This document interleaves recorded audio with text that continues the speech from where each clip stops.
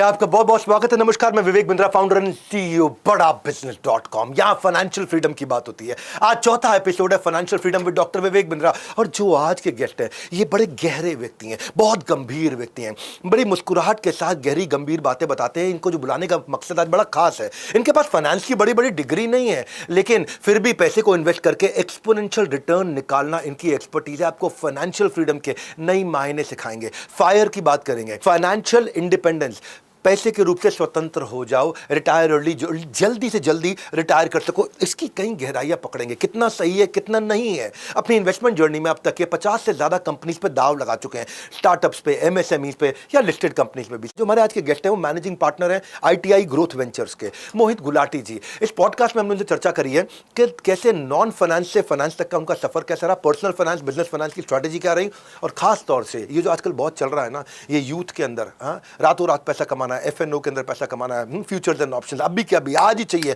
आज का 18% 24% एक दिन में रिटर्न चाहिए, फाइनेंशियली इंडिपेंडेंट होना चाहता हूं, जल्दी रिटायर करना चाहता हूं, कितना संभव है, कैसे करना है, क्या तरीका है, इन्वेस्टमेंट स्ट्रैटेजी कैसी होनी चाहिए, इन्वेस्टमेंट का पोर्टफोलियो कैसे, उसको बैलेंस कैसे करें, इसको बहुत डिटेल में आज देखेंगे। एपिसोड लंबा होगा क्योंकि ये सीरीज ना ठोस नहीं है, बहुत ठोस है। मैं क्या बोलता हूं आपको, गैस नहीं देता, ग्रेविटास देता हूं। आज इस डेप्थ को सीखिए।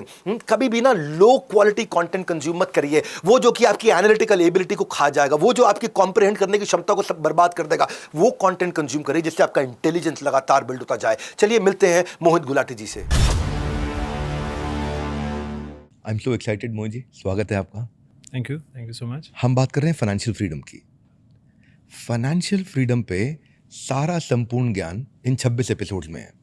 देश के सारे टॉप एक्सपर्ट्स को बुलाए, और आपके साथ पर्सनली मेरा एक अच्छा लगाव है शुरू से, बहुत सालों से हम एक दूसरे को जानते हैं। तो आजकल ना बहुत सारे इन्फ्लुएंसर्स, मैं देखा बाजार बहुत बदल रहा है, एक नया सेंटिमेंट आया है, फायर। और ये जो फायर है, फाइनेंशियल इंडिपेंडेंस चाहिए सबको, अर्ली रिटायरमेंट, रिटायर अर्ली। तो एक तरफ तो 94 साल के वॉरेन बफे हैं, अभी उनका बर्थडे गया पीछे, हमने उनको विश किया, और पर वो अभी तक रिटायर नहीं होना चाहते हैं, अभी भी लॉन्ग टर्म बोल रहे हैं। सो मैं ये जानना चाहता हूँ कि ये मिलेनियल्स और जो जेनजी इस समय आज के डेट में, कभी दोबारा जॉब नहीं करनी पड़ेगी, अपने को काम नहीं करना है, थोड़ा आराम करना है, 40 साल की उम्र में रिटायर होना है, you're 37, you're about to be 14 next couple of years. So पैसे के लिए काम नहीं करना पड़ेगा, पैसा मेरे लिए काम करेगा, ये सब कहानी सुनने में बहुत अच्छा लग रहा है आजकल। यूट्यूब पे, फेसबुक पे, इंस्टाग्राम पे, पैसा मेरे लिए काम करेगा, अब ट्रैवल करना है, लाइफ एंजॉय करना है। वो आपका गोवा वाला सीन याद आ रहा है मेरे को कि फायर, एकदम फाइनेंशियली इंडिपेंडेंट हो गए टाइम। तो इसको लेकर के आपकी क्या अंडरस्टैंडिंग है, क्या फ्रेमवर्क है? I think couple of things, right. इसमें Vivek ji, I blame a host of reasons, right. पहली बात तो आई थिंक ये होल फायर का जो कॉन्सेप्ट है बहुत ही ओवररेटेड है, right. I come from a background where my parents are doctors. हाँ, मेरे माता पिता डॉक्टर्स हैं। तो मैंने पापा को एक बार बचपन में, बहुत जब मैं छोटा था, मैं बचपन में पूछा था उन्हें कि पापा आप रिटायर कब हो गए, मेरे सारे फ्रेंड्स के पेरेंट्स रिटायर होने वाले हैं या हो रहे हैं, तो आप रिटायर कब हो गए? तो उन्होंने एक बहुत ही स्ट्रॉन्ग स्टेटमेंट कहा मुझे। उन्होंने कहा, बेटा डॉक्टर्स रिटायर नहीं होते कभी, वो मर जाते हैं। ऐसे इसका क्या मतलब है? इसे आखिरी दिन तक काम करेंगे और फिर हम मर जाएंगे। रिटायरमेंट क्या चीज़ होती है? हमारा एक ही काम है डॉक्टर बनकर अपने देश के नागरिकों की सेवा करना, ठीक है। तो उसमें रिटायरमेंट की क्यों चाहिए हमें? तो वो जो एक स्टेटमेंट है ना, वो मेरे जहन में रह गई कि ज़िंदगी में आप रिटायरमेंट की प्लानिंग ही क्यों करते हो? Go with your shoes on, जो अंग्रेजी में हम कहते हैं, राइट, कि अपने आखिरी दिन तक काम करते रहो, परिश्रम करते रहो। आप फायर मॉडल के अगेंस्ट है? मैं सख्त अगेंस्ट हूँ।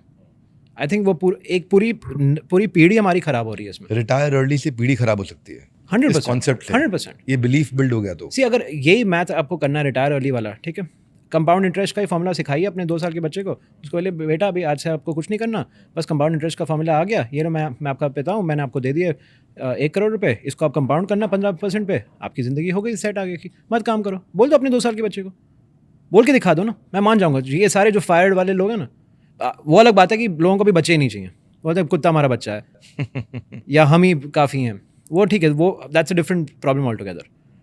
But if you really believe in fire, then do this, tell your child, no education, school नहीं भेजेंगे, ये है कंपाउंड इंटरेस्ट का फॉर्मूला, बेटा इसी को तुम रट लो हर रोज बैठ के तुम गिनती करना, पापा की नेटवर्थ इतनी है, हम उसको लेकर इतने % से ग्रो करेंगे, ऐसी एक्सेल शीट पे मेरा नेटवर्थ हो जाएगा इतना, मैं दुनिया देखूंगा, घूमूंगा, ये हो गई तुम्हारी जिंदगी। मत सीखो, मत करो कुछ पर कंपाउंड इंटरेस्ट का ही फॉर्मूला बता बता के और इसी के सारे मॉडल्स बता बता के वीडियो में आजकल ये जेन ज़ी बहुत इसके पीछे भाग रहा है। पगला गए हैं सारे पगला गए हैं। They have no idea what they are talking about. Formula जानकर कोई फायदा नहीं है। It's also about as humans, it's about controlling the itch. 8वां अजूबा है, 8th wonder. I think it's very overrated. See, compound interest का फॉर्मूला अगर आपको सच में सीखना है ना, तो आपको अपनी वेल्थ को कंपाउंड करके देखना पड़ता है, ठीक है। 18 साल 20 साल एक ही इन्वेस्टमेंट को पकड़ के रखना सबके बस की बात नहीं है, क्योंकि एज ह्यूमंस हमारी उंगलियों में हमेशा खुजली होती है। आज खरीदता हूँ, आज बेचता हूँ, आज ये करता हूँ, आज वो करता हूँ। You have to be patient. Why is Warren Buffett the most successful investor in the world? Is because he has patience. वो खरीद के अपने स्टॉक्स को भूल जाते हैं। And what drives him even at the age of 94 is his ability, his reason to learn more. हमेशा सीखना चाहते हैं। उन्होंने कुछ साल पहले एप्पल पे एक बहुत गलत सी थीसिस बनाया, फिर 2-3 साल बाद उन्होंने कोर्स करेक्ट किया। 3 साल उन्होंने पढ़ाई की एप्पल के स्टॉक पर। उन्होंने कहा कि नहीं यार, जिस तरह से मैं एप्पल को देख रहा हूँ दुनिया नहीं देख रही है, रेवेन्यूज़ उस तरह से नहीं आ रहे हैं, मैंने खरीदना चाहिए एप्पल। एंड सब लोग, जब उन्होंने एप्पल खरीदा तो सब उनको कह रहे थे यार ये तो बहुत महंगे में खरीद रहे हो आप, नॉर्मली वॉरेन बफेट तो इतना महंगा नहीं खरीदता है कोई स्टॉक। इसे नहीं, मुझे लगता है यहाँ से भी ग्रोथ है। And he still made net margin on that. On Apple if हम आप डिग आउट कर सकते हैं, but I think he should have made at least 30-35% on that. Fire पे आपने बड़ा अच्छा समझाया यहाँ पे कि बेसिक बिलीफ ही ख़राब हो रहा है यंगस्टर्स का। पर अभी मैंने एक नया कॉन्सेप्ट कहीं पढ़ा कि अगर फायर चाहिए तो बच्चे ही पैदा मत करो, if you want to retire early. मुझे लग रहा है टेक्निकली ना फंडामेंटली बदलता जा रहा है। अब जो डिंक्स आया है, डबल इनकम, नो किड्स, बच्चे ही नहीं करने हैं। और अब बेसिकली क्या एक्सपर्ट्स भी आजकल बोल रहे हैं कि फायर मूवमेंट अचीव करना है तो अपने एनुअल एक्सपेंसेस का 25 गुना, साल में जितना खर्चा करने वाला हूँ उसका 25 गुना रख लो। मेरा साल का खर्चा अगर 10 लाख है तो 2.5 करोड़ रुपये सेव कर लो, आपका फायर हो गया। Now you are retired. अब आप एक सक्सेसफुल इन्वेस्टर बन सकते हैं। पर मेरा आपसे प्रश्न है कि आप इसमें पर्सनल फाइनेंस को कैसे देखते हैं? और ये जो फॉर्मूला आजकल चल रहा है कि 10 लाख का एक्सपेंस है, 25 गुना रख लो, काम हो गया, अब ज़रूरत नहीं है कुछ भी। तो नीड्स हैं, वांट्स हैं, इन्फ्लेशन है, आप अपने आप को लेज़ी हैबिट्स बिल्ड करने की थ्योरीज़ की जो एक्सेप्टेंस आ रही है इस समय, उसको लेकर के जो कॉग्निटिव एबिलिटीज़ पे चैलेंज आ जाएगा। एक बहुत बड़ा कंसर्न है माइंड में कि भाई ये तो आदमी का सोच ही बेसिकली टेक्निकली 40 के बाद मेरे को दिमाग को ठंडा कर देना है, बैठ जाना आराम से। आपको क्या लगता है ये 25 गुना वाले फ्रेमवर्क के बारे में आपका क्या समझ सुझाव है? आई थिंक मैंने कभी ज़िंदगी में ये फॉर्मूला देखे नहीं है, ठीक है ना, मैंने खुद के लिए कभी किया है। मेरा सिंपल फंडा ये है कि हम, of course all of us have finite requirement for wealth, right. Beyond a point of time money starts losing its utility, right. आप खाओगे वही 210-220 ग्राम, बल्कि एज यू ग्रो ओल्डर उससे और कम खाते जाओगे, राइट। तो ऐसा ये नहीं कि इंक्रीमेंटली आपके खाने के लाले पड़ जाएंगे।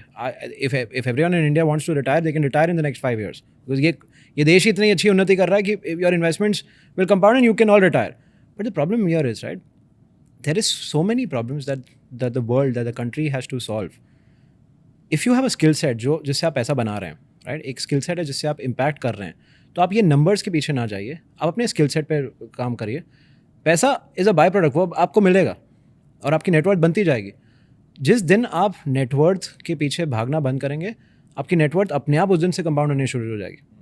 मैं आपको कह रहा हूँ, I spend initial part of my life, right, जो इनिशियल जो हम हर आदमी अपने 21 to 26-27 की उम्र में एस्पिरेशनली पूरा हिंदुस्तान ऊपर जाना चाहता है, राइट। सब लोग आसपास देख रहे हैं, अरे देखो उसके पास मर्सिडीज़, उसके पास ये गाड़ी है, मेरे पास भी होनी चाहिए, उसने ये पहना, उसने ये किया। सब लोग एस्पिरेशनली ऊपर जा रहे हैं, राइट। मैं कैसे कमाऊँ। एक रैट रेस है, सब लोग लगे हुए हैं रैट रेस में, सब लगे हुए हैं। उस रैट रेस का कोई अंत नहीं है। ये आपको समय लगता है समझने के लिए। Even if you were mister Ambani, there was mister Adani who came and overtook you for at least a few days, right. So there is nobody who will remain number 1 always, and you will never be able to get to any number 1, because there will be somebody जो आपसे ज़्यादा smart है, आपसे ज़्यादा young है, आपसे ज़्यादा dynamic है, आपसे ज़्यादा हंगरी है, जो आपके आगे चला जाएगा। तो you need to stop getting into this fire and rat race. Stop thinking about कि मेरे को ये नंबर बना के रिटायर होना है। आप अपना कर्म करते जाइए। गीता में भी लिखा है सर कि तुम बस अपने कर्म पर ध्यान रखो, उसके फल के लिए मत रुकिए। तो फल इस समय क्या है? पैसा। पैसे से क्या आएगी? मटीरियलिस्टिक चीज़ें, घर, बंगला, गाड़ी, कपड़े, वॉच, ये वो दुनिया भर की सारी चीज़ें। ये सब छोड़ दीजिए, ये सब अपने आप they will all fall in place. आपको दिखाने की ज़रूरत नहीं पड़ेगी, आपको सोचने की ज़रूरत नहीं पड़ेगी इनके बारे में। आप बस अपने कर्म पे काम रखिए। इंडिया में किसी इन्वेस्टर को आप यू लुक अप टू कि यार मैं इससे बहुत सीखा, ये मुझे बहुत पसंद है? Rakesh Jhunjhunwala. And I have a very, very interesting memory with him. I don't know if I should share it on this podcast, but he's one of the nicest human beings. And I'm not spent too much time with him, but that one moment changed my entire life. क्या हुआ था ऐसा? तो मैं antique में जब काम करता था, सेल्स में था, तो राकेश जी हमारे कॉन्फ्रेंस में आने वाले थे एज अ स्पीकर। तो सबसे जूनियर था डेस्क पे, तो मेरा काम था ताज होटल के गेट पे बैठ कर खड़े रहना है। राकेश जी आएंगे, उनको बस वहाँ से अपने अशर करना है कॉन्फ्रेंस रूम तक, ठीक है? तो शैपरॉन बोलते हैं उसको। तो मैंने कहा ठीक है, आसान काम है, कोई इतना मुश्किल नहीं है। 5 बजे का स्लॉट था, 4:40 पे राकेश जी आ गए, ठीक है? He walks from the main door. मैं उनके पास गया, सर मैं एंटीक से हूँ, I have to take you upstairs. बोला क्या टाइम पे बेटा, what time is my slot? I told him sir 5 o'clock का आपका स्लॉट है। तो हम आप आ गए सही टाइम पे, मैं आपको चाय वाय पिलाता हूँ, आप आइए। नहीं, मैं अभी लंदन से आया हूँ, मुझे बाल कटवाने पहले बाल काटेंगे फिर जाएंगे ऊपर। मैंने कहा सर नहीं, बाल नहीं कटा सकते सर, अभी समय नहीं है हमारे पास। बेटा you will not decide, I will decide, I am Rakesh Jhunjhunwala. तो हम गए ताज के बार्बर शॉप में। अब सर उस समय मेरी तनख्वाह थी आई थिंक 50,000 रुपये महीने की, ठीक है? अब मुझे एक काम दिया था कि राकेश झुंझुनवाला को नीचे से ऊपर लाना है। उनके बाल कटवाना was never part of KRA। Corporate card तो मैं यूज़ नहीं कर सकता, मतलब मेरे पास आ गया पर्सनल एक्सपेंस। और ताज में मैं बाल कटवा रहा हूँ। मैं कभी ज़िंदगी में ताज में बाल नहीं कटवाए खुद के। मैं जाता था एक रोड साइड वाले नाई पे। अब मेरे अंदर पसीना छूट रहा है कि एक तो मैं लेट हो गया हूँ, सब लोग ब्लैकबेरी पे मैसेज कर रहे हैं, where is mister Jhunjhunwala, where is mister Jhunjhunwala, Mohit where is he. मैं मैसेज कर रहा हूँ, sir is having a hair cut, please wait. And frantically calls आ रहे हैं। तो राकेश जी ने बोला तुम बहुत इम्पेशेंट हो, तुम एक काम करो, फ़ोन रखो नीचे। तो मैंने फ़ोन नीचे रखा, बोला यहाँ आके बैठो। तो उनके बगल में बैठा, बार बोला इसके भी बाल काटो। मैंने बोला सर ये नहीं हो रहा सर, प्लीज़ मेरे बाल नहीं काटने। मैं अपने मन में सोचा मैंने आपके पैसे देने से जो मैं दे दूंगा, मुझे अब नहीं चाहिए महंगा हेयर कट, मैं नहीं करा सकता हूँ ये, और आप प्लीज़ चलिए ऊपर। बराबर 4:55 पे, ठीक है, हम दोनों का हेयर कट ख़त्म हो रहा है, ठीक है? It was a quick hair cut, not too much. उनके इसमें तो हार्डली थोड़ा ट्रिम था, मैं तो ऐसे ही मर रहा था। मैंने भाई जल्दी से ख़त्म कर। 4:55 हेयर कट इज़ डन। 4:57 के आसपास बोला सर अभी प्लीज़ चलिए। थिंक एक सिगरेट पी लें? नहीं sir, no cigarette sir, please चलिए। ठीक है। तो मैंने बिल की बारी आ गई है, तो मैंने निकालता हूँ, जो भी कार्ड होएगा दे दें। मैं गया बिलिंग काउंटर तक, तो मैंने how much is the bill? No Rakesh ji is taken care, you can go. And I was like hold on, like he didn't even ask me, tell me anything, he just had already taken care and walked ahead. And of course I took him up ऊपर। 5 बजे हम बराबर पहुंच गए stage पे। सब लोग पीछे से बहुत गुस्सा, तुम बाल काटने चले गए, ये करने लगे। But that one thing in my change my outlook towards that man. मतलब मनमौजी आदमी, ठीक है? अब he would live life at his own terms, and he was also at the same time Cognizant कि इस बच्चे की औकात नहीं है, या इन कंपनी की कॉर्पोरेट कार्ड पे ये नहीं कर पाएगा स्पेंड, मैंने करना था ये। And he did it without even asking और saying anything. And of course his acumen on finding stocks is incredible. जो क्वेश्चंस वो मैनेजमेंट को पूछते थे, चाहे टाइटन के हो या कहीं भी हो, तो आई थिंक बहुत लोगों से सीखा, but he is a very different class all together, one of the best investors ever, and that one moment changed my entire life. Lovely, fantastic. हम लोग भी करते हैं हमारे आइडिया टू IPO प्रोग्राम में, हम लोग सिल्क रूट को यूज़ करते हैं मोजी कि SME के लिए पहले उसको रेडी करते हैं, SME प्लेटफॉर्म के लिए प्रिपेयर करते हैं, अच्छे मर्चेंट बैंकर्स लेके आते हैं, वेंडर DD उनका ड्यू डिलिजेंस करना, उनकी टेक्नोलॉजी ऑटोमेशंस करना, फंडामेंटल्स मजबूत करना, प्रोडक्ट मार्केट फिट को देखना, कंपनी के फाउंडर्स को प्रिपेयर करना, उनका प्रमोशन करना, उनकी स्टोरी बिल्ड करना, उनको तैयार करके लेके जाना। पर उसमें से सबसे ज़्यादा इंपॉर्टेंट हमारे लिए रहता है फाउंडर खुद। फाउंडर कितना लर्न करके, कितनी तेज़, कितनी अडेप्टेबिलिटी है और कितना बड़ा वो स्केल पे सोच पाता है, आगे बिल्ड कर पाता है। प्रोडक्ट जो बनाया उसकी मार्केट में एक्सेप्टेंस कैसी है? ठीक है, आप कह रहे हो कि भाई रिटायर नहीं होना, लंबे समय तक चलना है, पुट योर शूज़ ऑन। आपके फादर ने बोला कि आखिरी दिन तक काम करेंगे।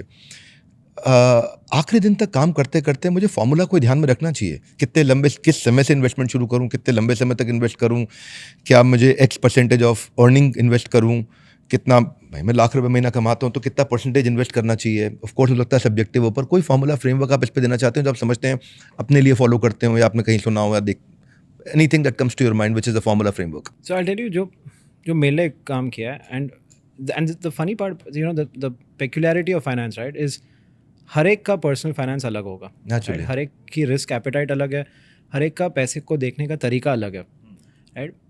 मेरे लिए personally at the start of the month जब सैलरी इनकम आती है फंड से, तो आई थिंक 70-75% ऑफ जो वो अमाउंट है मेरा चला जाता है towards my investments. 75%। 75%, okay, because of course अभी भगवान ने God's been kind, so amount is larger, so higher base पे आप 75% देख रहे हो, फिर भी the balance 25 is a large amount जिससे आराम से मेरे खर्चे चल जाते हैं। तो मैं उल्टा देखता हूँ हमेशा कि कितना ज़्यादा मैं सेव करूँ, एंड ये आज से नहीं, मैं पिछले 10 साल से जब से मैंने शुरू किया था म्यूचुअल फंड्स, या मैं तो डायरेक्ट इक्विटी वाला आदमी हूँ, मैं म्यूचुअल फंड में ज़्यादा इन्वेस्ट नहीं करता हूँ, तो आई बाय डायरेक्ट इक्विटी। मैं पिछले 18 साल से डायरेक्ट इक्विटी खरीदता हूँ of companies which I have research, जहाँ पर मैंने देखा हुआ है कि ठीक है ये फंडामेंटल्स है, मेरे खुद के मॉडल्स मैंने बनाए हैं on every company that I have bought. तो मैं ऐसे ये नहीं कि मैं BSE पे NSE पे 7,000 कंपनीज है, मेरे पास 7,000 है, मेरे पास गिनती के आई थिंक 17 या 18 कंपनीज होंगी, ठीक है। कॉन्सेंट्रेटेड पोर्टफोलियो है but very well researched, anything about those companies I know probably as well as what their CFO will know. अच्छा, मैं बहुत रिसर्च करता हूँ अपनी कंपनीज में, ठीक है। मुझे लगता है कि मैं भी उनके साथ, उनके मैनेजमेंट के साथ मैं भी एक 1/100 1/1000 ओनर हूँ, तो उस लेवल का मैं रिसर्च वर्क करता हूँ। तो मैं अपनी कंपनीज पर SIP तो करता ही हूँ। तो आपकी बात सुनकर मुझे लगता है कि आप शायद फंडामेंटल्स पे ज़्यादा फोकस करते हैं बजाय टेक्निकल्स के। ऑलवेज मतलब आई am not disregarding technicals, right, and I think बहुत लोग टेक्निकल्स को फॉलो करते हैं, लोग पैसा भी बनाते हैं, लोग फ्यूचर ऑप्शन स्ट्रैटेजीज बनाते हैं, एल्गोरिदम ट्रेडिंग करते हैं। आप नहीं सभी करते। के हिसाब से 90% ऑफ ये लोग पैसा लूज करते हैं, तो I don't want to say anything, मैं नहीं करता हूँ, राइट। और मुझे जो नहीं समझ में आती बात क्यों करूँ मैंने तो जितनी बार FNO में ट्रेड किया मैं हमेशा उसमें पैसा गवाया।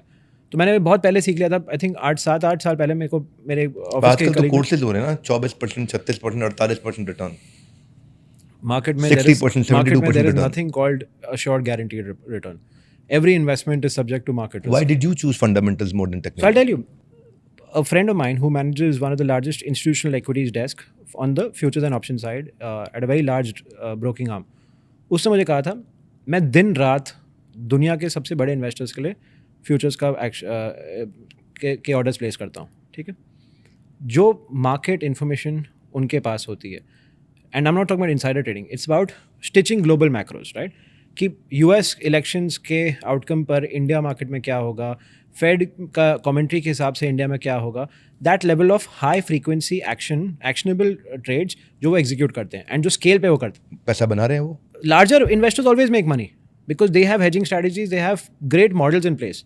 तो रिटेल इन्वेस्टर फंसता है। रिटेल इन्वेस्टर को तो हवा ही नहीं है, ट्रेड होकर ऑलमोस्ट खत्म होने वाली होती है, अनवाइंडिंग का समय आता है, तब रिटेल इन्वेस्टर तो कूदते हुए आता है। हाँ, So you will always be far behind the larger investors when it comes to your trades in the FNO side. मुझे बड़ी अच्छी स्टेटमेंट आपने, वो रिटेल इन्वेस्टर को हवा भी नहीं लगती जब तक असली ट्रेड होना था हो चुका होता है। इसको थोड़ा और एक्सप्लेन करो। वॉल्यूम्स जो रिटेल इन्वेस्टर्स करते हैं, ठीक है, वो बहुत छोटे लॉट्स होते हैं। जो लार्जर वॉल्यूम्स होते हैं वो हमेशा इंस्टीट्यूशनल इन्वेस्टर्स लाते हैं, राइट, चाहे वो फॉरेन इन्वेस्टर्स हों या डोमेस्टिक हों। अभी तो डोमेस्टिक इन्वेस्टर्स के भी वॉल्यूम्स आर वेरी हाई। तो and you know the good part is, right, about our markets, a lot of ये जो प्राइस सेंसिटिव एक्शन है आजकल बहुत अच्छे से रिंग फेंस किया हुआ है। SEBI has been doing a good job in making sure कि कोई भी इन्फॉर्मेशन बाहर ना लीक हो। ब्रोकर्स और ये सारे सबके बीच में मतलब there's a whole system in place। हर ट्रेड पे एक टाइम स्टैम्प होता है। तो राइट फ्रॉम जब डीलर, अभी ऑफ कोर्स मैंने ट्रेडिंग डेस्क छोड़ दिया काफ़ी समय पहले, but I can just tell you with what I see from my neighbourhood company, हर ट्रेड पर एक टाइम स्टैम्प होता है एंड रियल टाइम में सब कुछ हो जाता है। तो बिफोर आपको लगे कि XYZ इन्वेस्टर ने खरीदा बेचा, आजकल हम लोग सारे यही करते हैं ना, ट्रेंड है कि ये एक महारथी इन्वेस्टर है, इन्होंने स्टॉक खरीदा तो हम जाके खरीदेंगे। अरे उन्होंने क्या प्राइस पे खरीदा, उसके बाद आपने क्या प्राइस पे खरीदा, कुछ तो देख लो ना। आप 20% सर्किट लगा के ऊपर आए हो, तब तक वो शायद निकल भी गए हैं, आपको पता भी नहीं चलेगा। तो it's very disproportional the news that's coming to you. तो रिटेलर्स के लिए हमेशा एक इनहेरेंट डिसएडवांटेज है. एडवांटेज तभी आएगा अगर आप अपना एक फंडामेंटल थॉट प्रोसेस बनाएंगे, फिर कोई फ़र्क नहीं पड़ता दुनिया क्या कर रही है. इंटरेस्टिंग. मैं वापस आपके थॉट पे ही जाता हूँ. आपने अपना पोर्टफोलियो टाइट रखा है, जो मैं समझ में आया 17-18 कंपनी में आपने इन्वेस्ट किया, बहुत रिसर्च किया, अच्छे से रिसर्च. क्या थीसिस रखते हो आप अपनी, कैसे चूज़ करते हो? बहुत सारी कॉम्बिनेशंस हैं. अभी जैसे हाल ही में ओला इलेक्ट्रिक का आईपीओ हुआ. दिल में क्या आता है? सबसे इंपॉर्टेंट चीज़ ये है, ये तो कभी नहीं छोड़ता मैं. अगर प्रोडक्ट कंपनी है, ठीक है, जैसे ऑटोज़ में मेरे को बहुत दिलचस्पी है क्योंकि मैं ऑटोज़ के स्टॉक को समझता हूँ अच्छे से. मैंने टाटा मोटर्स लिया हुआ है DVR में, ठीक है, कोविड के समय लिया मैंने. 38 रुपीज़ पे मेरा एंट्री प्राइस है DVR का. अब वो कन्वर्ट हो गया टाटा मोटर्स पेरेंट में. कन्वर्जन जब हुआ तो 750 पे हुआ है कन्वर्जन, 7:10 पे. मेरा थीसिस ये है, और मैं आज भी नहीं बेचूंगा. मेरा थीसिस इतना सिंपल है कि sum of total part value of Tata motor stock कि 10 लाख करोड़ का उसका एंटरप्राइज वैल्यू / मार्केट कैप बनेगा. जिस दिन तक वो नहीं बनेगा मैं नहीं बेचूंगा. जब मैंने इन्वेस्ट किया था तो टाटा मोटर्स DVR का मार्केट कैप था 20,000 करोड़. टाटा मोटर्स पेरेंट का मार्केट कैप था 65,000 करोड़ के आसपास. ठीक है, मैंने उस दिन से 10 लाख करोड़ का ख्वाब रखकर उस स्टॉक को रखा. कन्विक्शन के पीछे क्या रीज़न है, क्या फंडामेंटल देखा आपने? मैंने EVs में JLR की का इनोवेशन देखा है. मैंने बहुत सारा रिसर्च किया है टाटा निक्सॉन पे. उसकी पूरी इंटरनल मैकेनिज्म, उसकी केमिस्ट्री सारी देखी है मैंने इंडिया के इतने सारे निक्सॉन यूज़र से बात की है. क्या आपका फीडबैक है, क्या अच्छा लग रहा है, क्या बुरा लग रहा है, आप वापस खरीदोगे नहीं खरीदोगे, क्या आप बेटर कर सकते हैं. बजट EVs में टाटा के सामने और कोई कंपनी है ही नहीं इंडिया में. आपको लगता है आज भी, लेकिन बावजूद उसके अंडररेटेड स्टॉक है? 100%. 4.5-5 लाख करोड़ का मार्केट कैप है, यहाँ से भी डबल होएगा. आप लिख लीजिए. जैगुआर लैंड रोवर की इंट्रिंसिक वैल्यू अगर आप उसको ग्लोबल PE दोगे जो बड़ी कंपनीज का है, तो वही अकेला जैगुआर लैंड रोवर का 6.5-7 लाख करोड़ का मार्केट कैप बनता है. और अब वो डीमर्जर होगा ना, आप देखना वैल्यू अनलॉकिंग टाटा मोटर्स में बहुत ट्रेमेंडस होगी. ओला इलेक्ट्रिक सेम स्टोरी. IPO के टाइम पे, अभी आजकल क्या है हमारे देश में ना, IPO हो गया एक सट्टा बाज़ार जहाँ पे हम सारे लगे हुए हैं जुआरियों की तरह. ठीक है, पूरा हिंदुस्तान जुआ कर रहा है IPO पे कि पैसा घर बैंक में पड़ा हुआ है, 4 दिन के लिए लगा दो, जितना एलोकेशन आया उसमें 100% बन जाएगा, बाकी तो वापस आ जाएगा एसबा के थ्रू. तो IPO मार्केट में हर चीज़ ओवर सब्सक्राइब हो रही है. ग्रे मार्केट प्रीमियम्स देखकर लोग इन्वेस्ट करते हैं. तो ओला इलेक्ट्रिक का जब IPO हुआ तो लोग कहते हैं बहुत महंगा है. ग्रे मार्केट प्रीमियम 0 था, 0 रुपये था ग्रे मार्केट प्रीमियम. बल्कि डे 3 तक तो ग्रे मार्केट प्रीमियम -3 रुपीज़ हो गया था. कोई सब्सक्राइब नहीं कर रहा था, अंडर सब्सक्राइब्ड इशू. मैंने अपना थोड़ा सा, अभी ऑफकोर्स ये प्ले आउट हो रहा है, आई एम नॉट सेइंग ये परफेक्ट ये है. मुझे लगता है कि on the two-wheeler EV side Ola has done a phenomenal job. जिस तरह से गीगा फैक्ट्री बनाई थी टेस्ला ने, उसी तरह जो ओला की गीगा फैक्ट्री है उसमें इकोनॉमी ऑफ स्केल आ जाएगा. फेम 3 की जो पॉलिसी आएगी तो it will be favourable for them. ऐसे बहुत सारे मेरे इंटरनल एलिमेंट्स हैं जिसके हिसाब से मेरे को लगा कि Ola electric at 76 rupees was a good price IPO में सब्सक्राइब करने का. तो मैंने NIB में कर दिया, विच इज़ जो HNI कैटेगरी है अप टू 50 लाख रुपीज़ वाला. मुझे ऑलमोस्ट आई थिंक 75-80% एलोकेशन आ गया था उसमें on each application that I made. पहले दिन पे जब खुला तो पहले 1-1.5 रुपये नीचे स्टॉक अंडर परफॉर्म. सबको लगा बस ग्रे मार्केट प्रीमियम की जय हो. 3 रुपये नेगेटिव बोला था, हो गया 1.5 रुपये. लोग बेचना शुरू कर दिए जिन्होंने भी अप्लाई किया था. उसके 7 दिन बाद वो स्टॉक 118% ऊपर चल गया था. 3 अपर सर्किट मारे उसने. क्या लगता है मार्केट मेकिंग किसके पीछे? It's not market making. See, it's about long. Market में प्रॉब्लम यह है कि money will always flow from the impatient investor to the patient long term value seeker. आप अगर ओला देखोगे अगले 4-5 साल में ये 2-2.5 लाख करोड़ का मार्केट क्या बनेगा इसका, if things go even half of what the founder says. अगर वो सब कुछ कर दिया तो पता नहीं कहाँ जाएगा ये. पर अगर 2-2.5 लाख करोड़ का मार्केट क्या बनना है और आज 40,000 करोड़ है या 50,000 करोड़ है, तो you have to be patient. हर रोज़ स्क्रीन को जितना देखोगे उतना ही आपको खुजली आएगी. कभी आपको मन करेगा बेचो, कभी मन करेगा खरीदो. मैं जब अभी अपने फंड के लिए पैसे रेज कर रहा था तो मुझे एक बहुत प्रसिद्ध HNI इन्वेस्टर ने कहा, मोहित जी मैं वेंचर कैपिटल में क्यों इन्वेस्ट करूँ. एक लार्ज AMC का XYZ AMC का मिड कैप फंड है, उसका आपको पता है रिटर्न कितना 32 ईयर्स का. ऐसे सर बताइए. Singh 28% compounded 32 year return. तो मैं आप लिक्विड, मेरे को जब मन करे मैं बेच सकता हूँ और मुझे पैसा मिल जाएगा मेरा. ऐसे सर एब्सोल्युटली मैं आपका मतलब पॉइंट लेता हूँ. मेरा सर एक ही क्वेश्चन है आपको. आप मुझे बता दीजिए कितने फोलियोज हैं जिन्होंने 32 ईयर्स के लिए ये फंड को पकड़ के रखा है. लाइक वो डेटा मेरे पास नहीं है. ऐसे एग्जैक्टली प्रॉब्लम ये है कि हम बैक टेस्ट में हर चीज़ दिखा देते हैं कि निफ्टी ने इतना कैगर कंपाउंड किया, ये किया, वो किया. उसमें से बहुत पेशेंस किसके पास बहुत कम लोग थे जिन्होंने पेशेंटली होल्ड करके रखा है. बाकी सब लोगों ने बिकॉज दे वर चर्निंग. हर आदमी को लगता है कि मैं बहुत स्मार्ट हूँ, मैं ऊपर बेच दूंगा, फिर जब नीचे आ जाएगी मार्केट तो मैं थोड़ा सा और ले लूंगा. आप ना कभी ऊपर पकड़ पाओगे ना कभी नीचे पकड़ पाओगे. आप वो चर्न में ही मर जाओगे. इसलिए आई लव इट जो हमारी फाइनेंस मिनिस्टर ने किया कि टैक्सेशन इतना कर दो कि ये खुजली कम हो जाए. लॉन्ग टर्म पे सबसे कम टैक्स है आज भी और हमेशा जिंदगी आगे भी रहने वाला है कि लॉन्ग टर्म जो इन्वेस्टर्स हैं दे पे the lowest tax. Short term जितना ऊपर नीचे करोगे उतना आप देश को टैक्स देके जाओगे. तो आपको लगता है गैम्बलिंग रेगुलेट होगी इससे? गैम्बलिंग कौन सी वाली? आप मार्केट वाली या असली वाली? नहीं, मार्केट वाली जो गैम्बलिंग हो रही है, जो सबके सब लगे हुए हैं इस समय. आई थिंक प्रॉब्लम क्या है ना कि लास्ट 5-7 साल कोर्सेज भी तो बिक ही रहे हैं ना. People are getting engaged. आज आप ये देखो ना कि कोविड से पहले 2 करोड़ डीमैट अकाउंट्स थे, आज 15-16 करोड़ डीमैट अकाउंट्स हो गए हैं. तो एक टॉक ऑफ अ टाउन तो बना है. अब मेरा सा अंडरस्टैंडिंग है कि this talk of a town will remain talk of a town for another 2 years. 24 महीने 30 महीने तक इसकी बहुत चर्चा होने वाली है. पर कुछ बबल्स इसके बर्स्ट होंगे इसी तरह के, जहाँ लोगों को रियलाइजेशन होगा कि यार क्विक मनी नहीं है, पेशेंस का ही मनी है ये. आप कंपाउंडिंग के लिए आपने बोला 32 साल का, मैंने पीछे का ट्रैक शीट तो दिखा दिया, लेकिन 32 साल होल्ड कौन करता है? जितना आपने 28 से 32 साल जो भी बोला था आपने. मैं एक आपकी पर्सनल लाइफ को समझता हूँ, 1 मिनट उस तरफ लेके चलता हूँ. आपका पर्सनल फाइनेंस आप कैसे मैनेज करते हो? अभी आपने बताया 75% आप इन्वेस्ट कर देते हो, 70% आप इन्वेस्ट कर देते हो. पर मैंने ना कहीं आपको किसी इंटरव्यू में देखा था यार, बड़ा यूनिक पैटर्न फॉलो करते हो कि भाई घर जब खरीदा, जब स्टैम्प ड्यूटी कम हो गया, मेरे को वहाँ भी बचाना है. तो क्या आप इतने जुडिशियस हैं कि मैं लग्जरी वॉच मुंबई से मैं ड्यूटी फ्री से खरीदता हूँ, बाद में मैं उसको महंगी बेच देता हूँ करके यूज़ करने के बाद? मैंने कहीं सुना था आपके कि यूज्ड कार खरीदना पसंद करते हैं, या एंडेवर गाड़ी का एक बार जब पूरा वाइंड अप हो रहा था तो बहुत सस्ते में मिल गई ऐसा करके, कोई डिस्काउंट मिला हुआ था बड़ा सा, जितना मुझे याद आ रहा है, वो 45-50% के डिस्काउंट पे आपने वो गाड़ी खरीदी.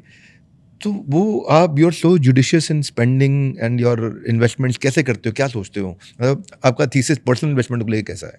Over the course of time, right, when you come from a middle class background, right, जब आपने पैसे नहीं देखे होते तो आपको पैसा खर्चा करना नहीं आता फ्रीली. भले आ भी जाए पर आपकी कोर वैल्यू तो मिडिल क्लास ही रह जाती है, राइट. तो एक चीज़ मेरे पापा ने मुझे सिखाई थी जब मैं घर छोड़ के बॉम्बे आया था अपनी फर्स्ट नौकरी पे. उन्होंने मुझे कहा था कि बेटा जो तुम कमाते हो, ठीक है, अपनी लाइफ को एक प्रॉफिट एंड लॉस स्टेटमेंट की तरह समझो. जो तुम कमाते हो वो है तुम्हारा रेवेन्यू, ठीक है. फिर आता है EBITDA, which is earning before tax depreciation amortisation. इस आपके पर्सनल फाइनेंस में आएगा आपके सारे खर्चे, ठीक है. आपको घर हाउस रेंट पे करना है, या किसी को घर का EMI पे करना है, पेट्रोल पे करना है, XYZ जो भी है. और लास्ट में आती है PAT, which is profit after tax, जो आपका टेक होम कैपिटल है, जो मनी आपके डिस्क्रिशनरी पड़ा हुआ है कि आपने टैक्स भी पे कर दिया और ये पैसे के साथ आप अयाशी वाली अपने सारे स्पेंड कर सकते हो. Personal disposable income. आप फॉरेन हॉलीडे ले सकते हो, गाड़ी ले सकते हो, घर ले सकते हो, जो भी आपको आगे डिस्क्रिशनरी स्पेंड करनी है.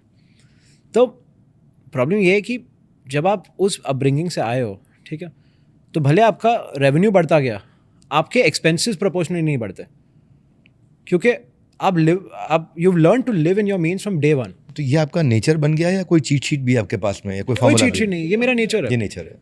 तो अगर जैसे आज आपने मुझे अपने पॉडकास्ट पे बुलाया, ठीक है, आपने कहा कि मोहित जी हम आपको यहाँ पे ठहरा रहे हैं XYZ जगह पर, आपको जो भी खाना वाना ऑर्डर करना आप कर लीजिए. आपके बहुत सारे ऐसे गेस्ट होंगे जो देखेंगे अरे मेन्यू में सबसे महंगी चीज़ क्या है, चलो मैं ऑर्डर कर देता हूँ, ये कर देता हूँ. मैं बोला यार मेरे को तो ज़रूरत है नहीं कुछ भी चीज़ की, मैं नहीं ऑर्डर करूँगा. एक चाय चाहिए, मैंने चाय ऑर्डर कर ली बस. चाय भी मैंने एक्चुअली ऑर्डर नहीं की, मैंने अपने घर पे वो जो रूम में जो केटल है उससे बना ली, राइट. जस्ट क्योंकि कोई कर रहा है तो मैंने उसको एक्सप्लॉइट करना चाहिए. ये मेरे DNA में नहीं आया था और वो पहले से नहीं था. तो even my personal finance, just क्योंकि मेरे पास पैसे हैं इसका ये मतलब कि मैं उसको जाके स्प्लर्ज करूँ, उसको मैं फेंक दूँ, वो नहीं करता हूँ. Because it takes a lot of effort to make that money, right. तो why should I not be frugal about it? आपके नेचर में जो ये है, ये आपकी इन्वेस्टमेंट्स में भी आप कंजर्वेटिव हो, या वहाँ पे आप कई बार बहुत बुलिश भी होते हो कि नहीं यार लगा देना चाहिए? मैं तो वेंचर कैपिटल चलाता हूँ सर. मैं वेंचर कैपिटल फंड चलाता हूँ, which is the most risky asset. Very risky, right. And उसमें अपने फंड में मेरा खुद का पैसा भी है, ITI ग्रुप का पैसा है, हमारे LPs का पैसा है, तो of course I know how risk is, but उसमें भी I have models to predict how much risk am I taking. मैं कंपनी के कौन से स्टेज पर आ रहा हूँ. Is the risk favourable versus the reward? 99% of our investments, risk reward ratio will be favorable in our case. I will come to a point where I'll only buy into companies, चाहे listed or unlisted, at a price which I think is fair. I will not, almost never overpay for things. COVID में 2020, I remember the date particularly, 25th March 2020, Deepak Parekh, केकी मिस्त्री, everyone was on TV. Pandemic के starting में market गिर रही है, blood बात, मतलब Nifty 10% नीचे गिर रहा है. लोग कह रहे हैं बैंक्स बंद हो जाएंगे, दुनिया बंद हो जाएगी. एंड दीपक पारेकर केकी मिस्त्री आके कह रहे हैं बैंक्स नहीं बंद हो रहे हैं, don't worry, everything be fine. पर नहीं, HDFC गिर रहा है, 5% गिर रहा है, 10% गिर रहा है. अरे भाई, आज खरीदने का दिन है, आज लेवरेज करेंगे, आज जितना जो भी पैसा है, FDs हैं, सब तोड़ते हैं, आज खरीदेंगे. तो that's taking risk, that's swimming against the tide. Nobody, and if you see the market, right, 24th to 27th March was the absolute low of Nifty. Nifty touched 7200, 7300 on those days. कोई हाथ नहीं लगाना चाहता था, कोई खरीद नहीं रहा था उस दिन. हम जैसे लोग बोल्ड ब्लडेड ले रहे थे. तो रिस्क लेने की एबिलिटी भी है, but you need to know when the risk and the reward is favourable. From 7200 Nifty I would have probably lost 10-20% और भी नीचे आता. पर ऐसे यहाँ से रिस्क रिवॉर्ड रेशियो सही है. आप अभी ज़्यादा कहाँ इन्वेस्ट कर रहे हैं? आपने स्टार्टअप्स वाले मॉडल पे आप ज़्यादा अपना पर्सनल लगाते हैं पैसा, या आपको लगता है कि स्टॉक मार्केट में ही आपको ज़्यादा इन्वेस्ट करना चाहिए? Personally of course venture capital fund चलाता हूँ जो सेबी रेगुलेटेड है, तो मैं पर्सनली स्टार्टअप्स में डायरेक्ट इन्वेस्ट नहीं करता हूँ. मैं अपना पैसा भी अपने फंड में डालता हूँ. एंड हमारे जो भी इन्वेस्टमेंट स्टार्टअप या अनलिस्टेड वर्ल्ड में होती हैं, वो सारे फंड के थ्रू होती हैं. बिसाइड्स दैट मैं अपना पैसा पर्सनल कैपिटल किसी को मैनेजर को नहीं देता हूँ मैनेज करने के लिए. मैं खुद जो अपनी 16-17 कंपनीज है रिसर्च, उनमें पैसा डालता हूँ. शायद 18 कर दूंगा, बट अपने हिसाब से करूँगा. I want to be answerable to my self. कैसा IRR आपका रहा पिछले 8-10 सालों में? आप जब 10 साल से आप इन्वेस्ट कर रहे हो तो मैंने कभी IRR कैलकुलेट नहीं किया, but it should be somewhere around the 24-27%. That's very good, pretty good, very nice. It should be around that because of Tata Motors, Bajaj Finance, couple of these, V-Guard. These companies have done so exceptionally well. SBI, I mean, I love that bank. It's one of my top picks. And जब मैंने खरीदा था Covid के समय, हमारे office में एक banking analyst है, उन्होंने मुझे कहा कोर बुक पे 0.4 टाइम्स पे 0.5 टाइम्स पे ट्रेड कर रहा है. It can not be any cheaper than that. कोई नहीं हाथ लगा रहा था. 168 का प्राइस था SBI का. ऐसा ठीक है, डन, मैं I put large sum in SBI. तो personal experience has been greater, but I have never really, मैं नहीं भागता ये सर IRR में ना. मैं देखता हूँ हर रोज़ की X बड़ा Y बड़ा. जैसे आज के दिन मार्केट गिरा हुआ है, सब कुछ रेड होएगा, मेरे भी स्टॉक रेड होएंगे, कोई फ़र्क नहीं पड़ता. मैं देखता ही नहीं हूँ, कभी बेचना ही नहीं, तो मैं देखूंगा क्यों. 2014 अगर इंडियंस 100 रुपया बैंक में डिपॉजिट कर रहे थे उस समय, या कहीं भी कोई डिपॉजिट डाल रहे थे, उसमें 10 रुपया म्यूचुअल फंड में था. आज वो बढ़ के पिछले 10 सालों में 10 रुपये से 10% से समझो 27-28% हो गया. हाँ जी, बहुत बड़ा इस समय. और एक्सपोनेंशियल इंक्रीज हुआ रिटेल इन्वेस्टर्स का, जो मैंने अभी आपको शेयर किया कि 4 करोड़ से 16 करोड़ हो गए हैं डीमैट अकाउंट यूजर्स. तो लेकिन प्रश्न ये है जो आपने अभी बोला भी, मैं उसको रिपीट करता हूँ कि बावजूद उसके बहुत सारे ट्रेनिंग कोर्सेज लोग कर रहे हैं, which I have respect to them, लेकिन फिर भी करने से कॉन्फिडेंस आता है, फिर भी 90% लोग पैसा लूज़ कर रहे हैं. तो जहाँ एक तरफ लोग बढ़ रहे हैं, सब बढ़ रहे हैं, बढ़ते जा रहे हैं, ये पैसा 90% जब लूज़ कर जाते हैं, तो इनको पैसा बचाने का कोई तो अगर तरीका आपके मन में आता हो, बताना हो अगर आज. और सब सोचो, इस खिड़की के पार बहुत लोग आपको देख रहे हैं और वेट कर रहे हैं सुनने का, यार ये 90% जो लूज़ कर रहे हैं उनके लिए क्या सुझाव है? सर ये नंबर्स में ना, ये आंकड़ों में थोड़ा सा इनको ब्रेक डाउन करते हैं. म्यूचुअल फंड में जो पैसा डाल रहे हैं, ठीक है, अगर 2014 में आपने से 10,000 डाला था, या अभी आपने 27,000 दिया, जो भी करिए, या वो परसेंटेज जो 10% लोग म्यूचुअल फंड में इन्वेस्ट करते हैं, अभी 27 हो गए. वो उन्होंने नहीं पैसा गवाया, they have not lost money. Futures and options वाले गवा रहे हैं. जो ट्रेडिंग कर रहे हैं फ्यूचर्स एंड ऑप्शंस वाले, उन्होंने पैसा गवाया. That is the 90% which is lost money. तो I am not saying stop doing your SIPs in mutual funds, वो करते जाइए, ठीक है. म्यूचुअल फंड जेन्युइनली सही है from a long term wealth compounder. अगर आपको फाइनेंशियल एक्यूमेंट नहीं है खुद के स्टॉक्स मेरी तरह पिक करने का, तो आप म्यूचुअल फंड राउट से करिए, वो सबसे बेस्ट तरीका है. या ऑल्टरनेट इन्वेस्टमेंट फंड करिए, राइट। अभी जैसे हम ITI में हम लोग हमारा खुद का म्यूचुअल फंड है, हम मल्टीपल AIS भी चलाते हैं। तो मल्टीपल प्रोडक्ट्स आ गए हैं, गिफ्ट सिटी से प्रोडक्ट्स आ गए हैं जहाँ पर आप अपना पैसा पार्क कर सकते हैं। खुद से डे ट्रेडिंग या खुद से एंजल इन्वेस्टिंग जब आप करते हैं प्राइवेट इक्विटी प्राइवेट वर्ल्ड में, उसमें रिस्क आप बहुत ज़्यादा लेते हैं और उसमें आप पैसा गंवाते हैं। वो बंद कर दीजिए। घर के गहने गिरवी रख कर FD तोड़कर म्यूचुअल फंड में पैसा डाल रहे हैं या डे ट्रेडिंग कर रहे हैं, वो करना बंद कर दीजिए। ये इस देश को सीखना है कि लेवरेज मत करिए मार्केट में पैसा डालने के लिए, क्योंकि मार्केट आपको कह रहा है कि मैं 15% ग्रो करूँगा या 18% ग्रो करूँगा। इसका ये मतलब नहीं है कि आप अपने जो फाइनेंशियली सिक्योर एसेट्स हैं, लोगों ने लोन अगेंस्ट प्रॉपर्टी लेके पैसा डाल दिया है मार्केट में, घर भी जाएगा और वो पैसा भी जाएगा। तो ये अनड्यू रिस्क ना लीजिए। पाँव उतने फैलाओ जितनी चादर है।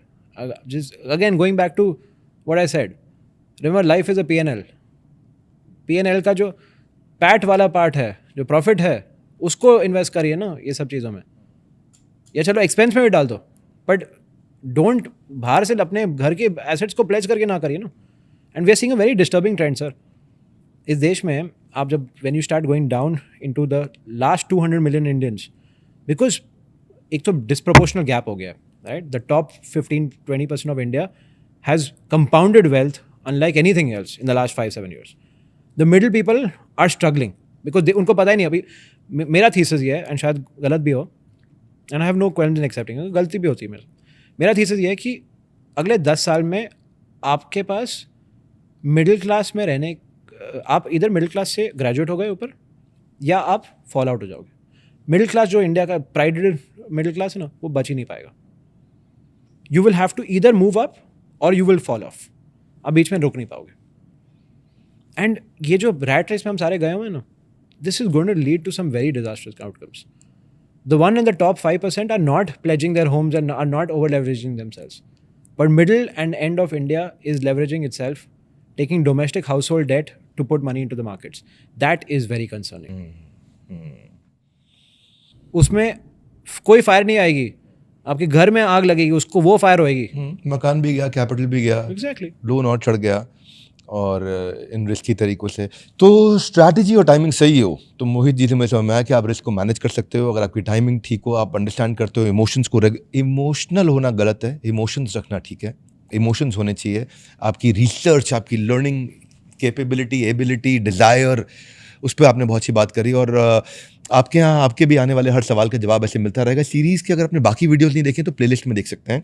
फाइनेंशियल फ्रीडम के लिए जो एक्सपर्ट हमें मिलते जा रहे हैं, जिनसे हम मिल रहे हैं, मुलाकात कर रहे हैं, रीजनेबली कोशिश कर रहे हैं कि हम हर एक फ़िलॉसफी को रिस्पेक्ट भी करें, और जो जिस फिलॉसफी का एक्सपर्ट है उससे हम बेस्ट एक्सट्रैक्ट कर सकें।